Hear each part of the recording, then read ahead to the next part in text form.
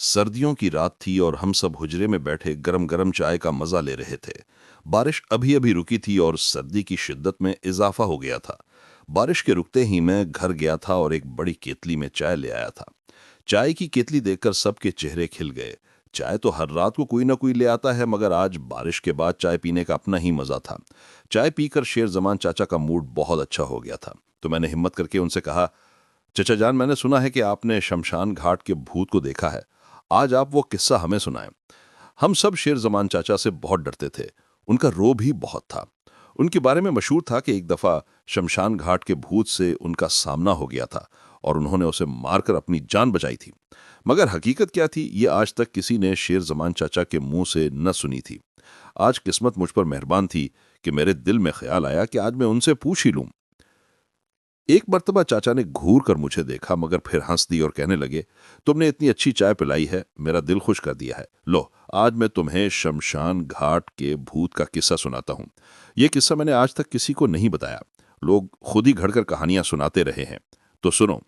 जब शेर जमान चाचा ने यह कहा तो हम नौजवानों समेत बूढ़े भी हमतन गोश होकर यह किस्सा सुनने लगे। शेर जमान चाचा बोले, ये आज से तकरीबन 50 साल पहले की बात है, जब हमारे गांव तक कोई पक्की सड़क न थी।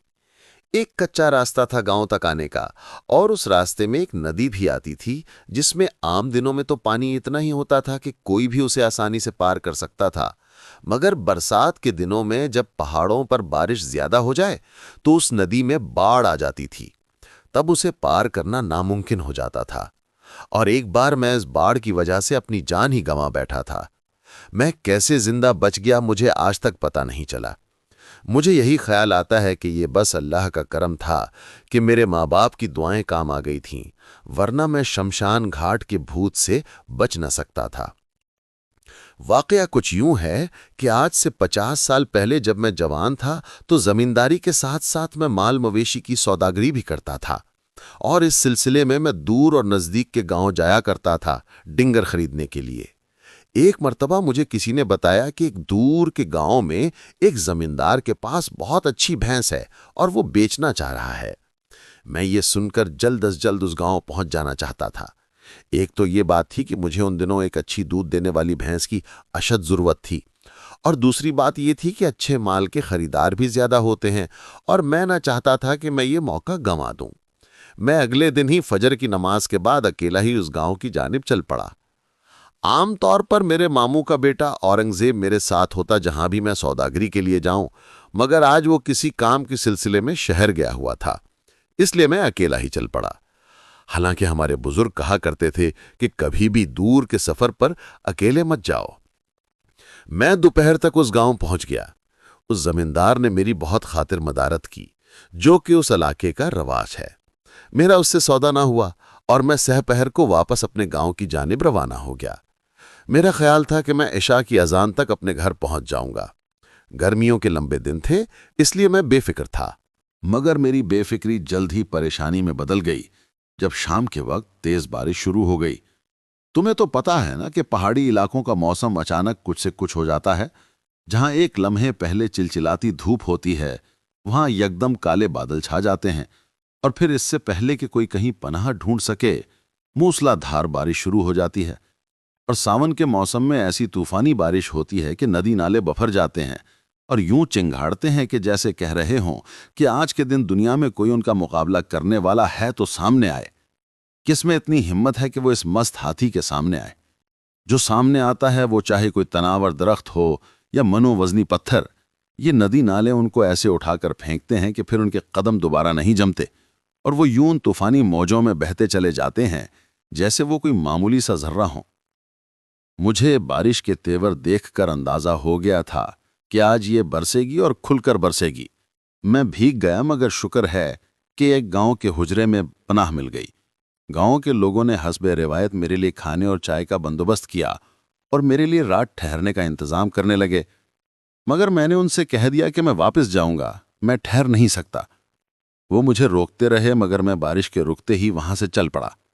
इशा की नमाज पढ़कर मैं जब वहां से चला तो मेरे दिल में एक ही खदशा था कि मैं गांव की नदी कैसे पार करूंगा, चूंकि वहां उस वक्त बहुत पानी होगा और दूसरा रास्ता शमशान घाट से होकर जाता है, और मैं आधी रात को शमशान घाट से होकर न जाना चाहता था। मैंने सोच लिया कि अब जो भी हो मैंने वापस तो घर जाना है, चाहे किसी रास्ते से भी जाऊं। अभी मेरे गांव तक 15-20 मील का फासला था, जो कि ज्यादा न था, मगर बारिश की वजह से पगडंडियां फिसलन ज़दा हो गई थीं, इसलिए बहुत एहतियात से चलना पड़ता था। एक अच्छी बात यह हुई कि आसमान साफ हो गया और 14वीं का चांद जब बादलों की ओट से नमूदार हुआ तो कायनात जैसे चांदी में नहा गई। मैं इस मंजर में खो सा गया, ये जाने बगैर कि मेरे लिए कैसी बड़ी आजमाइश आगे तैयार खड़ी है। मैं जब अपने गांव की नदी से कुछ दूर ही था तो मुझे उसके चिंघाड़ने की आवाज सुनाई दी और मैं समझ गया कि नदी भफरी हुई है और मेरा दिल बैठ गया। अब मुझे नदी के किनारे किनारे चलकर पक्की सड़क के पुल तक जाना होगा और शमशान घाट से गुजरना होगा। मैंने बचपन से ही शमशान घाट और वहां मौजूद गैर इंसानी चीजों के बारे में बहुत कुछ सुन रखा था, इसलिए मेरा दिल जोर जोर से धड़कने लगा कि मैं भी कहीं इन भूतों और चुड़ैलों का शिकार न बन जाऊं, जो आज तक बहुत से लोगों का शिकार कर चुके हैं। खान अफसर, तुम सोच रहे होगे कि शमशान घाट का हमारे इलाके से क्या ताल्लुक है, तो मैं तुम्हें बता दूं कि तकसीम से पहले हमारे गांव में खत्रियों के 5-6 घर थे और इसी तरह दूसरे गांव में भी थे। और जैसा कि उनके मज़हब में मुर्दा को जला दिया जाता है तो वो एक जगह को मखसूस कर देते हैं जहां चिता जलाई जाती हैं और उसे शमशान घाट कहते हैं। और इस सारे इलाके का शमशान घाट हमारी नदी के किनारे था, जहां एक छोटी सी झील है। खत्री तो तकसीम के बाद भारत चले गए, मगर अपने पीछे शमशान घाट के भूत और चुड़ैलें छोड़ गए, और उस रात मुझे जिंदगी में पहली बार उनसे वास्ता पड़ने वाला था। मैं दिल मजबूत करके शमशान घाट वाले रास्ते पर चल पड़ा। सावन के कीड़ों की आवाजें, हल्की हल्की ठंडी हवा और चांद की सहरंगेज रोशनी ने माहौल को जादुई रंग में रंग दिया था, और मैं भी इस रंग में रंग गया था जब यकदम मेरा दिल उछलकर मेरे हलक में आ गया। अचानक मेरी बाएं जानिब घास में हरकत हुई और कोई चीज जैसे उठकर भाग गई हो। मेरे कदम वहीं जम गए। मेरे हाथ में बैत का एक मोटा डंडा था।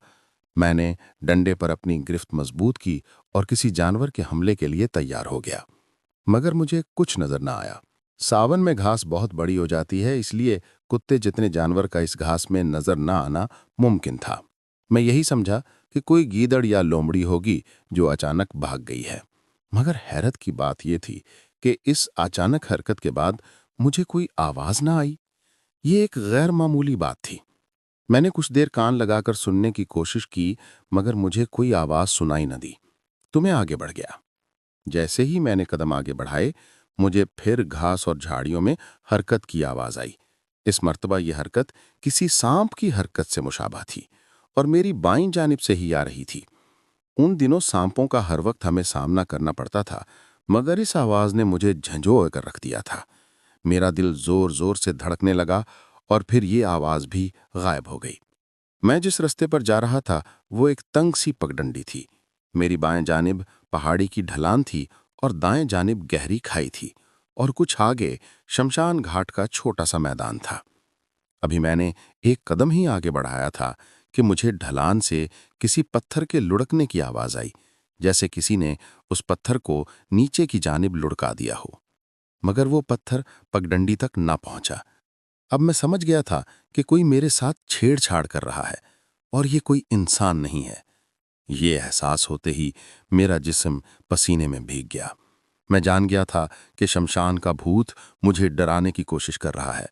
मैं वापस न जा सकता था। अब सिवाय आगे बढ़ने के कोई चारा न था। मुझे मालूम था कि शमशान के मैदान में ये भूत मुझे शिकार कर सकता है। हर मुश्किल वक्त में अल्लाह ही याद आता है, और मैं भी अल्लाह को याद करने लगा, और जो दुआएं मुझे याद थीं मैं उनका विर्द करने लगा। मैं वजनी बोझल पांव के साथ शमशान घाट की जानिब बढ़ रहा था। मेरी हालत ये थी कि जैसे कोई बकरा कुर्बानगाह की जानिब जा रहा हो, ये जानते हुए कि वो अपनी मौत की जानिब बढ़ रहा है। जैसे ही मैं बुलंदी पर शमशान घाट के मैदान तक पहुंचा तो मेरा दिल धक से रह गया। वहां एक साया मौजूद था। जैसे ही मेरी उस पर नजर पड़ी वो गायब हो गया। मैं पत्थर बना वहीं खड़ा रहा। मेरा जिस्म सुन्न हो चुका था। मैं कितनी देर वहीं खड़ा रहा मुझे नहीं मालूम। मैं वहां से आगे बढ़ा, मगर अपनी मर्जी से नहीं। तब जब किसी ने मुझे एक जोरदार धक्का दिया और मैं मुंह के बल जमीन पर जा गिरा। मेरी आंखों के सामने अंधेरा छा गया। वो धक्का इतना जोरदार था जैसे किसी मस्त भैंसे ने मुझे टक्कर मार दी हो। मैंने जैसे ही उठने की कोशिश की, मुझे एक और धक्का लगा और मैं फिर मट्टी चाटने लगा। मैं कुछ देर यूं ही बेहिस्सो हरकत पड़ा रहा। जब एक जोर की लात मेरे पेट पर पड़ी तो मैं लुढ़कता हुआ मैदान के सिरे तक जा पहुंचा। ये सोचकर मेरा सांस बंद हो रहा था कि अगर एक और लात मुझे पड़ी तो मैं खाई में गिर जाऊंगा और एक अजियतनाक मौत मर जाऊंगा। ये सोचकर मैं एकदम उठा और शमशान घाट के दूसरे किनारे की जानिब दौड़ लगा दी। मुझे किसी के भयानक कहकहे की आवाज सुनाई दी। वो ऐसा भयानक कहकहा था कि उसे अल्फाज में बयान करना मुश्किल है। कोई मेरी बेबसी और लाचारगी से लुत्फअंदोज हो रहा था। मेरी हालत गैर हो गई थी। मुझे मौत सामने नजर आ रही थी, मगर मैंने फैसला कर लिया कि मैं लड़ते हुए मरूंगा, चाहे मेरे सामने कोई भी आ जाए। मैं उठा और चीखकर बोला, बुज़दिल खबीस, छुप कर वार करते हो, हिम्मत है तो सामने आओ। मैं तुम्हें बात दूंगा कि तुम क्या हो और मैं क्या हूं। मेरी बात अभी मुकम्मल भी न हुई थी कि मेरी कमर पर एक जोर का थप्पड़ पड़ा और एक बार फिर मैं जमी बोस हो गया। मुझे यूं लगा कि मेरी हड्डियां टूट गई हैं। मेरा सांस रुक गया। जब दोबारा सांस बहाल हुआ तो अब मुझे सांस लेते हुए दुश्वारी महसूस हो रही थी। मैं चंद लम्हों बाद उठा तो वो मेरे सामने खड़ा था। वो इतना भयानक था कि मैं दोबारा उसके चेहरे पर नजर न डाल सका। बस उसकी सांप जैसी काली जुल्फें जो कि उसके कंधे तक पहुंची हुई थीं, मैं वही देख सका। वो काला सया और गालिबन 10 फुट लंबा होगा। उसके मुंह से भेड़िए के गुर्राने जैसी आवाजें निकल रही थीं और उसके दांत भी भेड़िए जैसे ही थे। मुझे यकीन हो गया कि अब ये भूत मुझे फाड़ खाएगा, मगर मैं अब तैयार था लड़कर जान देने को, इसलिए मैंने बिला सोचे समझे उस पर छलांग लगा दी। मगर मैं एक बार फिर जमीन पर जा गिरा। वो वजूद हवा में तहलील हो गया। अब मैं हैरानो परेशान इधर उधर देख रहा था कि मुझे मैदान में रोशनी नजर आई और उसके साथ ही जलते मांस की बदबू मेरे नथनों से टकराई। मैंने पीछे मुड़कर देखा तो एक हैरान कुन और नाकाबिले यकीन मंजर मेरी आंखों के सामने था। मैदान के दरमियान में एक चिता जल रही थी और उस पर एक इंसानी वजूद जल रहा था और 5 मकरूर चेहरों वाले लोग चिता के करीब खड़े थे और खूंखार नजरों से मुझे घूरे जा रहे थे। उनकी आंखें गैर इंसानी आंखें थीं। वो आंखें अंगारों की तरह सुर्ख थीं और उनकी पुतलियां बालकुल साकित थीं। अभी मेरे हवास इस भयानक मंजर से ही खता हो गए थे कि मुझे मजीद हवास बाख्ता करने के लिए वो मुर्दा उठ बैठा। वो किस कदर वहशतनाक मंजर था जिसको बयान करते हुए आज भी मुझे पसीने छूट गए हैं। उसके चेहरे से गोश्त जलकर नीचे लटक चुका था।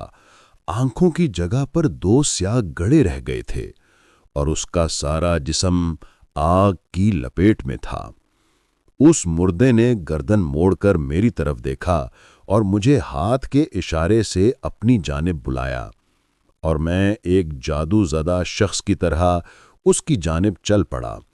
मैं उस चिता की जानिब बढ़ रहा था और मुझे यकीन हो गया था कि अब मैं भी उस चिता में जलकर मर जाऊंगा। जलकर मरने के ख्याल से ही मेरी रूह तक कांप गई। मैं बिला इख्तियार चिता की जानिब बढ़ रहा था कि जाने कहां से ये ख्याल मेरे दिल में आया कि मैं इतनी आसानी से इन शैतानी कुव्वतों का शिकार नहीं बन सकता। मुझे लड़ना होगा। अगर आज मौत मेरे मुकद्दर में लिखी है तो मैं लड़ते हुए मरूंगा।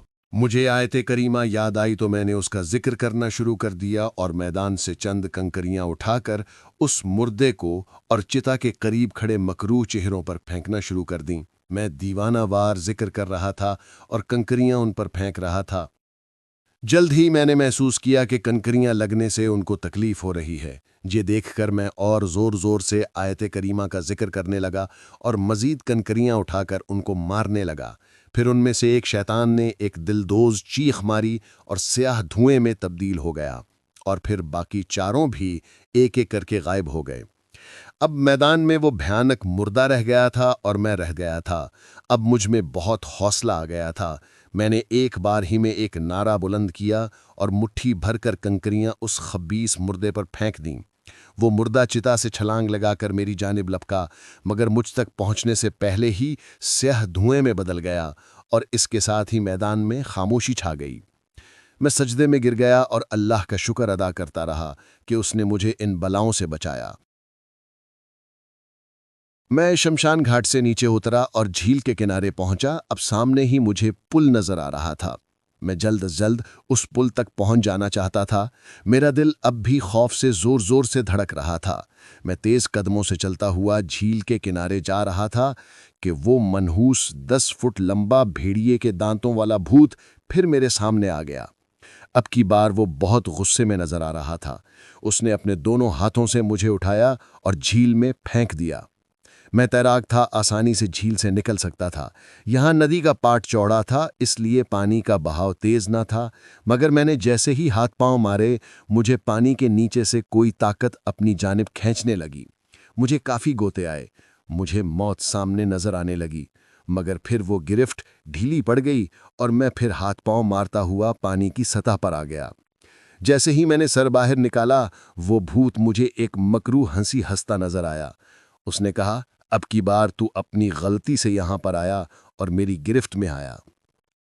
उसने मेरा सर पकड़कर पानी के अंदर कर दिया। मैं फिर गोते खाने लगा।